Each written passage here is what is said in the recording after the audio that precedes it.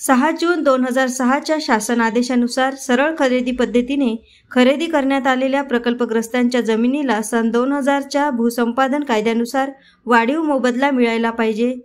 पुनर्वसन कायद्यान्वये प्रकल्पग्रस्त कुटुंबाच्या व्यक्तीस सरळ सेवा भरतीद्वारे सरकारी नोकरी द्यावी, प्रकल्पग्रस्तांना नोकरीत 15% आरक्षण द्यावे अशा विविध मागण्यांसाठी प्रकल्पग्रस्त शेतकरी महाआमरण उपोषण करीत आहेत।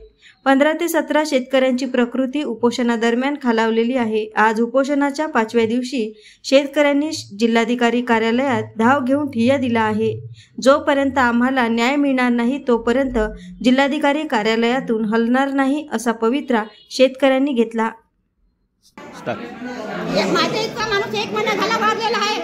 याच्यापर्यंत सगळं पोहोचलाय, कागदपत्र पण नाही ना, मला अजूनही मदत दिली नाही आहे। माझं पण दुखी आहे, माझं ऑपरेशन झालेलं आहे, मला कोणी पोसाली नाही आहे। तर याने मला शासनाला काही मदत नाही दिली।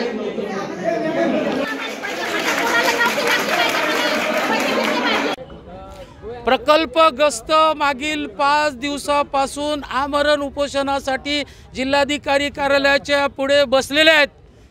15-17 लोकांची प्रकृती खालावलेली आहेत। 2 महिला मरणाच्या दाढेत उभ्या आहेत।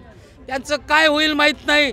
अजूनपर्यंत शासन प्रशासनाच्या पातळीवर कोणत्याही प्रकारची कोणी दखल घेतलेली नाही आणि म्हणून आम्ही आमचा मंडप सोडून जिल्हाधिकारी कार्यालयाच्या इथे आलेलो आहेत।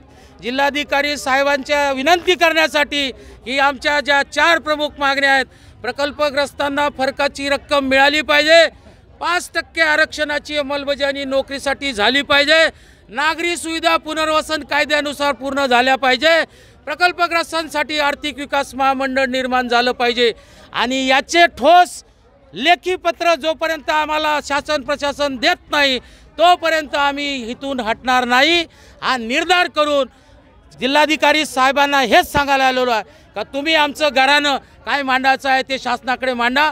आम्ही मांडून चुकलेलो आहे आणि जिल्हाधिकारी साहेब आता चर्चा करणार, त्यांना सुद्धा हीच गोष्ट सांगणार। आम्ही तिथे मरणार नाही तर इथे मरणार, पण आता मात्र आम्ही मगे हटणार नाही।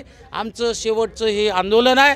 जे लोक आमचा विचार करणार नाही त्याचा विचार कसा करायचा ते आम्ही ठरवलेलं आहे आणि या मागण्या घेऊन जिल्हाधिकारी साहेबांसोबत पुन्हा डिस्कस करण्यासाठी या ठिकाणी आम्ही आलो। AS न्यूज महाराष्ट्र करिता अमरावती येथून रुपालीसह अनिल साखरकर।